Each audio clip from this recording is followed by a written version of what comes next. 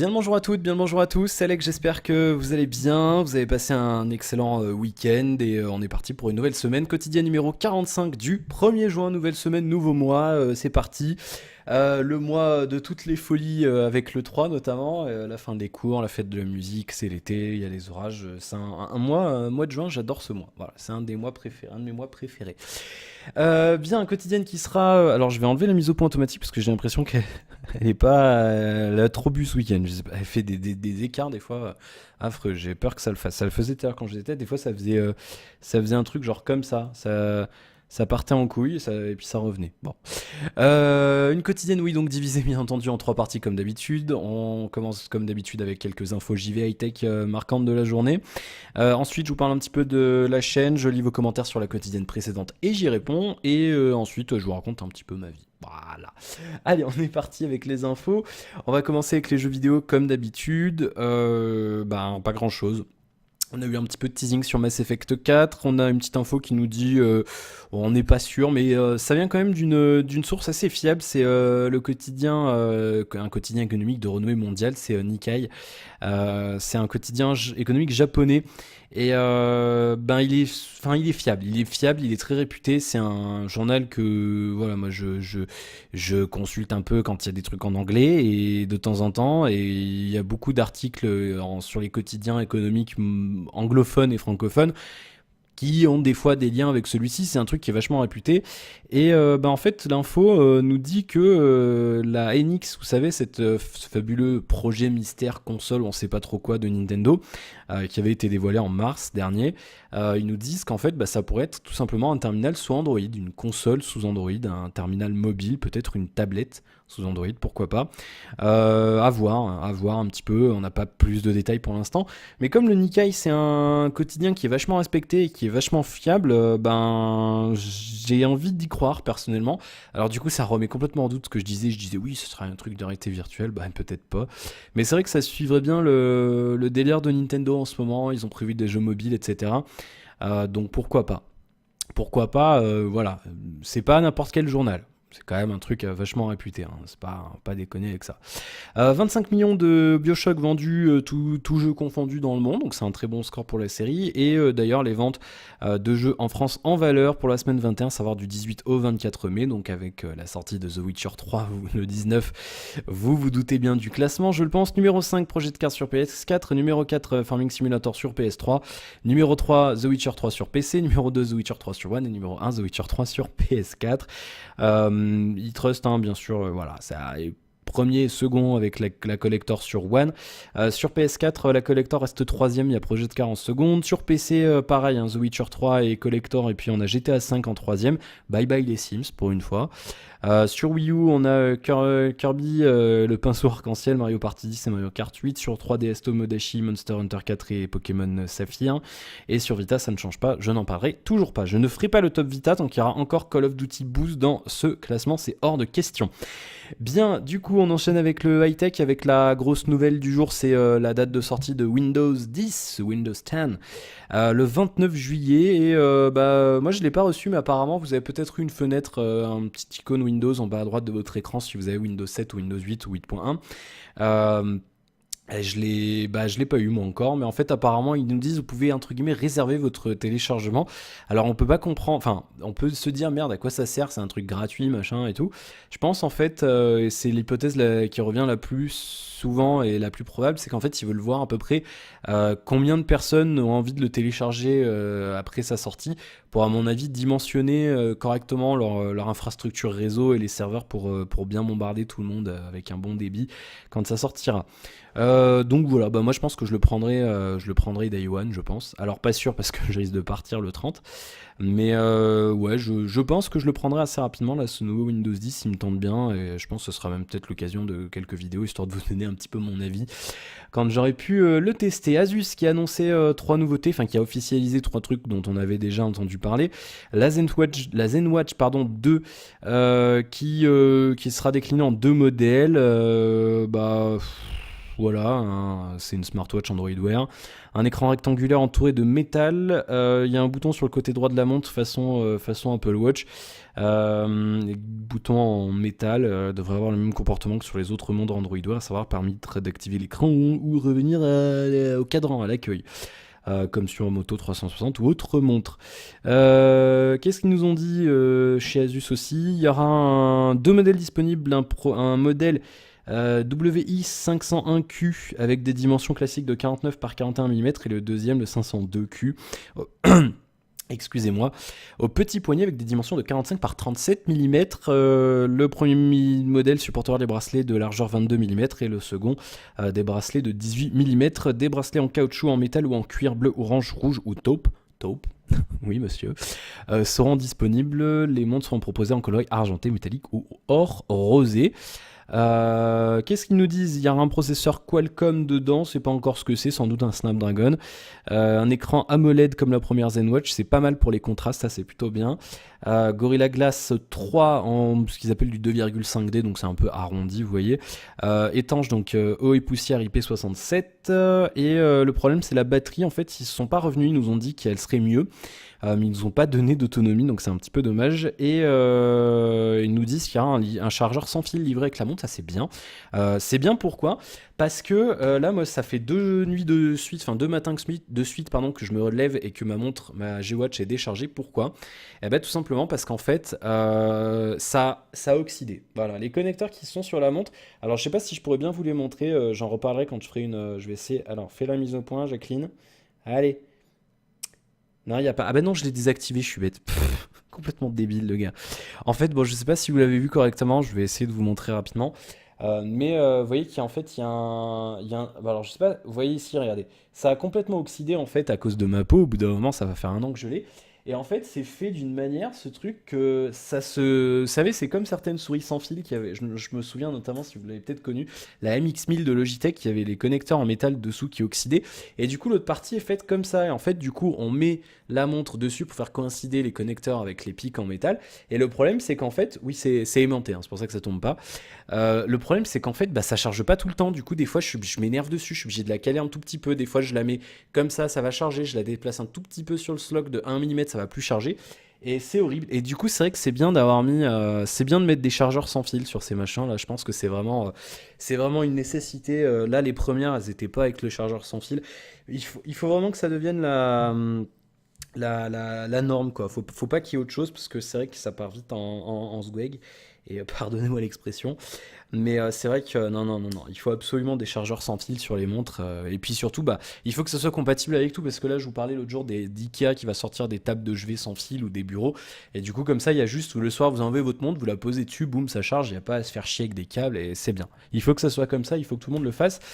Une montre au design, voilà, c'est classique. Android Wear, dernière version 5.1.1, là, la nouvelle là, que j'ai eue là, il y a 2 semaines, je vous en avais parlé avec le nouveau launcher et tout. Et puis des cadrans, nanana, tout ce qu'il faut, un peu personnalisé. 3e trimestre, pas de prix. Voilà, ni de date de sortie précise. Et ça ressemble à ça. Voilà, je vous le montre un petit peu. Ça ressemble à ça. Voilà, pas de cadran rond. On aime, on n'aime pas. Chacun son truc. Zen autre chose. Zenpad. Non, Zenfone. On va parler du Zenfone avant. Le Zenfone Selfie. Un truc calqué un petit peu sur les Zenfone 2 milieu de gamme. On a un Qualcomm. Cette fois-ci, on a un Qualcomm. Par contre, on n'a pas de processeur Intel. Un téléphone 5 pouces 5 avec un écran Full HD, IPS, blablabla. Gorilla Glass 4. Un angle de vision 78 degrés. On a un processeur... c'est quoi qu'on a dedans? Je crois que c'est un bah, je trouve plus l'info, c'est pas possible. Un 615, c'est ça, un Snapdragon 615. Pas de, on ne sait pas, on ne sait pas la quantité de mémoire vive. D'accord, ok, en fait, c'est marqué ensuite qu'on suppose qu'il y aura 2 Go de RAM. Et puis tout un tas de choses, NFC, tout ce qu'on veut, nanana. Et alors, donc là, la particularité de ce téléphone, c'est d'avoir un super capteur photo à l'avant, d'où son nom selfie. 13 mégapixels à l'avant, une ouverture f2.2, un angle de... C'est pas extraordinaire, on aurait aimé mieux quand même. Un angle de vision de 88 degrés afin de prendre des selfies panoramiques, avec un angle pouvant aller jusqu'à 140 degrés. Pour l'instant, il y avait juste HTC, le Desire Eye, qui faisait plutôt aussi bien. Un capteur photo 13 mégapixels à l'arrière aussi. Il y a des flashs à l'avant et à l'arrière, dual tone, tout ce qu'il faut. Ça sera plutôt pas mal. Et puis ils vont sortir des accessoires aussi avec ce terminal, en fait, notamment une coque avec un pied métallique, en fait, il y a un contour autour de la coque que vous pourrez, vous voyez, donc je vais essayer de vous le schématiser. On aura la coque autour du téléphone et en fait il y aura un cerclage en métal autour que vous pourrez déclipser et qui pourra se mettre en pied, en fait, comme ça vous pourrez poser le téléphone pour faire comme un mini trépied à photo. Donc c'est pas mal, c'est une bonne idée, je pense. On reste dans la lignée du délire selfie, alors pourquoi pas. On n'a pas de date pour l'instant, comme les autres terminaux, ni de prix. Et on ne sait pas encore si ça sortira en Europe. Mais en tout cas, ça devrait quand même sortir. C'est plutôt pas mal, dites-moi ce que vous en pensez. Ça pourrait convenir aux amateurs et amatrices de selfie. Pourquoi pas. L'idée avec la coque, avec un espèce de mini trépied intégré, ça j'aime beaucoup. C'est une super idée, je pense. C'est pas mal du tout. Et puis ils ont annoncé aussi, je crois que je vous en avais déjà parlé en niveau rumeur, des Zenpad, Zenpad 8 et Zenpad S8, des nouvelles tablettes, un modèle entrée de gamme, c'est la 8 tout court, et la 8S, enfin la S8 ou 8S, c'est un modèle haut de gamme. Toujours des écrans 8 pouces, voilà, on va pas y passer la nuit non plus. Un processeur d'entrée de gamme, donc pour la version entrée de gamme, un Atom X3 C3200 à 4 cœurs, un GPU Intel HD graphique. Non pas je lis à moitié. Pas un GPU Intel HD graphique, mais un Mali 450 MP4. Un écran un petit peu décevant, je vous en avais parlé, un simple HD, là, 1280 par 800, c'est pas extraordinaire. Deux modèles disponibles, un modèle 8 Go avec 1 Go de RAM et le second 16 Go de stockage et 2 Go de RAM. Une batterie limite quand même, 4000 mAh pour un écran 8 pouces, un petit peu limite quand même. Quoique il est que HD, donc pourquoi pas. Bluetooth, Android Lollipop, on n'a pas de version exacte, 2 mégapixels à l'avant, 5 mégapixels à l'arrière. Et puis, ah oui, il y aura des protections spéciales. Il y aura un étrange audio cover qui ajoutera 6 haut-parleurs et 5 heures d'autonomie avec du son 5.1 DTS HD. On n'a pas de photo, alors c'est marrant de mettre une espèce de barre de son dans une coque. Pourquoi pas, je dis, si ça marche bien, pourquoi pas. Et donc on a la version S8, aussi fin qu'une Galaxy Tab S de Samsung, un poids de 299 grammes, un écran 8 pouces, une dalle IPS de 2048 par 1536 pixels, une résolution de 324 ppp, point par pouce, et l'écran couvrirait 73,75% de la façade, le dos de la tablette étant métal, nous dit Asus, un Intel Atoms 3580 Moorfield quad-core à 2,3 GHz, le même processeur que le Zenfone 2, un GPU PowerVR G6430 ROG, connais pas du tout, 4 Go de RAM, 16, 32, 64 Go de stockage, on pourra étendre avec une carte micro SD jusqu'à 128 Go, c'est bien, et on nous met un truc bien, très très bien, un port USB type C, vous savez c'est les nouveaux ports USB qu'on peut mettre dans les deux sens, et ça il faut que ça se démocratise, j'espère sincèrement que l'an prochain tout le monde va s'y mettre. Ça c'est bien, et ça aurait dû être depuis le début de l'USB, ces ports USB là on peut les mettre dans les deux sens, donc on se fait pas chier, il rentre pas, après on regarde, voilà, c'est bien, c'est cool. On ne connaît pas la capacité de la batterie, on sait qu'elle fait 15,2 Wh, voilà, on n'a pas la milliampère-heure. Bon. Et puis le Z Stylus qui sera disponible aussi, un stylet qui permettra d'écrire ou dessiner, et Asus le décrit comme étant précis et sensible avec 1024 niveaux de pression, une précision de l'ordre de 1,2 mm, donc c'est plutôt pas mal. Pas de prix ni de date, encore une fois, merci Asus. Et ça vient du Computex qui se passe à Taipei. Voilà. Et on a des rumeurs sur le S6 Mini aussi aujourd'hui, avec pas grand chose, il aura un écran 4,6 pouces, un Snapdragon 808, on va pas s'étendre dessus, les rumeurs, il y a d'autres rumeurs mais on zappe. Et puis il y a une vidéo que vous pourrez trouver sur les internets, où on voit Rafa Camargo, ingénieur chez Apple, qui arrive en fin de conférence, de les conférences ATAP. Je me souviens plus du nom exactement. Il est arrivé avec son petit projet ARA, vous savez, le téléphone modulaire, et en fait pour la première fois on l'a vu l'allumer. En fait on nous le montrait mais on l'a jamais vu allumer. Là il l'a monté sous nos yeux, il y avait une caméra au-dessus de lui, il a mis les modules, processeur et tout, on peut le voir en vidéo, et ensuite il l'a allumé, et il a fait la première photo publique avec ce téléphone, un projet somme toute super intéressant. Dites-moi ce que vous en pensez, est-ce que c'est quelque chose que vous attendez? Moi j'attends de voir, très franchement c'est un truc que j'adorerais tester. Le projet ARA, c'est juste, pour moi c'est juste un pas en avant dans l'univers du mobile, parce qu'on pourra personnaliser, et surtout ça réduirait je pense la pollution, parce qu'en fait au lieu de changer tout le téléphone, si on a juste besoin d'un nouveau processeur, une nouvelle batterie, Hop, on achète le haut module et ça c'est plutôt pas mal.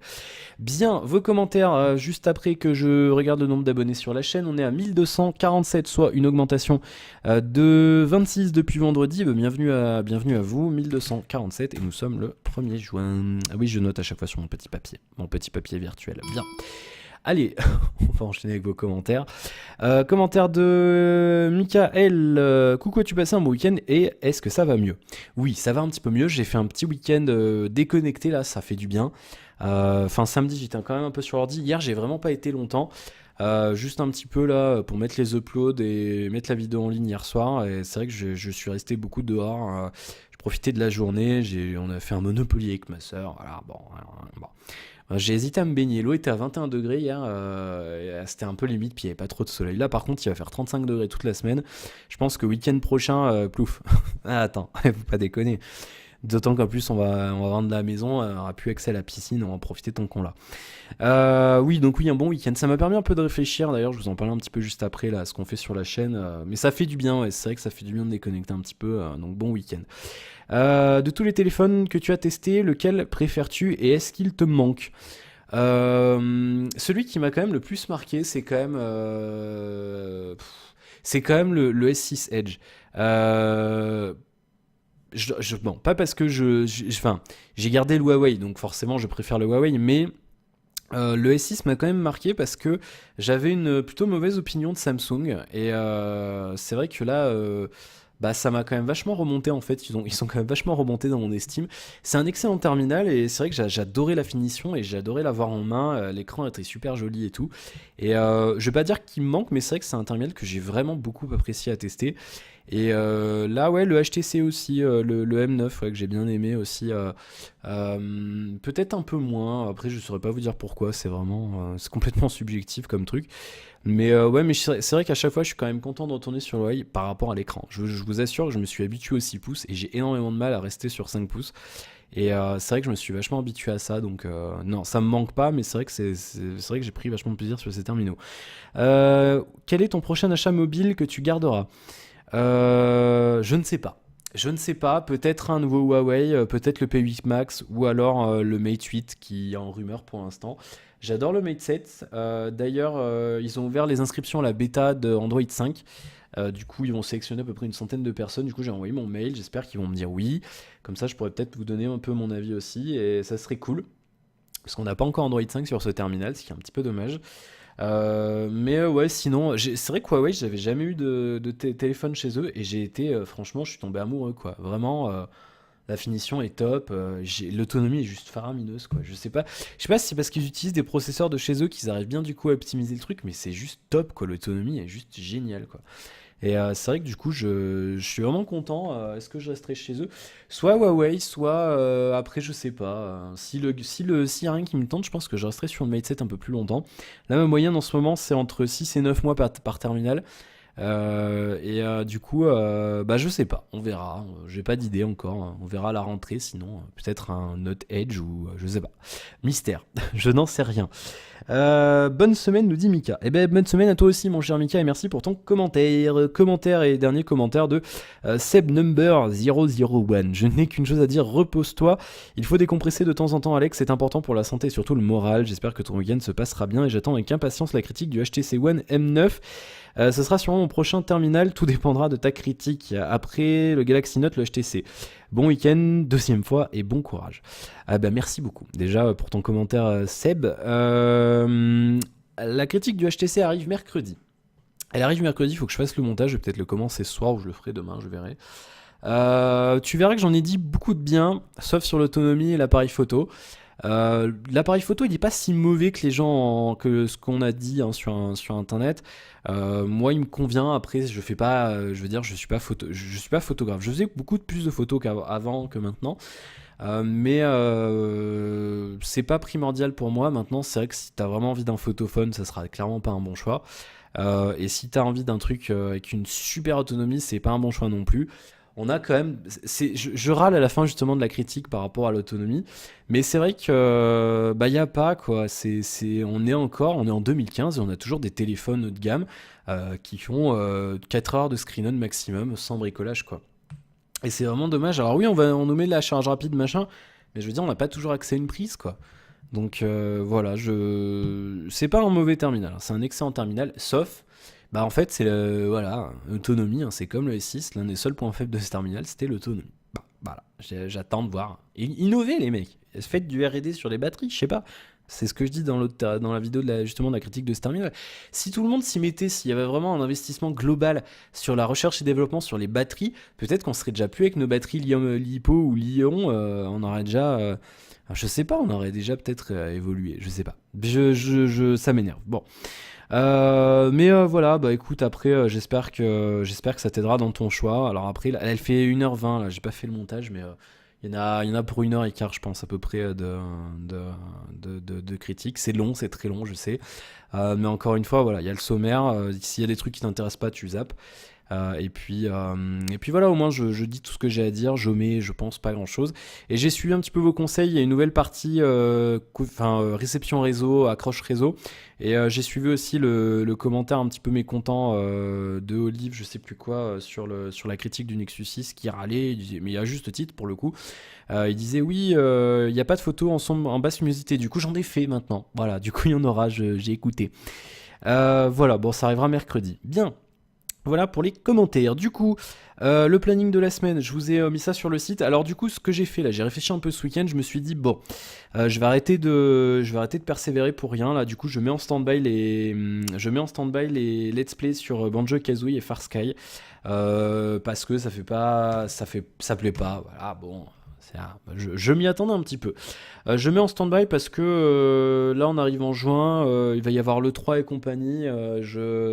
Pas que je sature, mais c'est vrai que ça me fait chier de faire des vidéos pour 10 personnes. Alors désolé pour les 10 personnes qui regardent ça, mais c'est vrai que voilà, vous comprenez bien que je préfère me concentrer sur d'autres contenus qui plaisent à plus de monde. Bien, vous comprenez bien qu'on est obligé de faire ce qui plaît au plus de monde possible. On peut pas satisfaire tout le monde.